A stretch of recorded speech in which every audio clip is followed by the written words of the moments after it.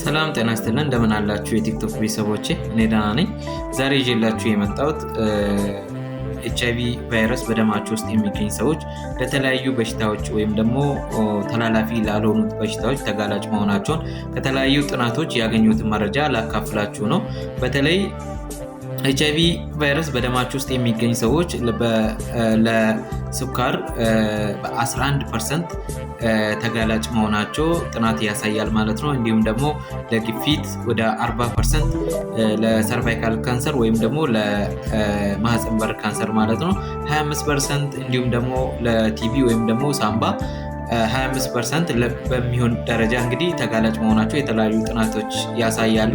ይህንን ሲል እንግዲህ ለዚህ በሽታ ተጋላጭ የሆኑት ሰዎች በየጊዜው ለነዚህ በሽታዎች መመርመር አለባቸው የሚል መረጃ ነው። አመሰግናለሁ።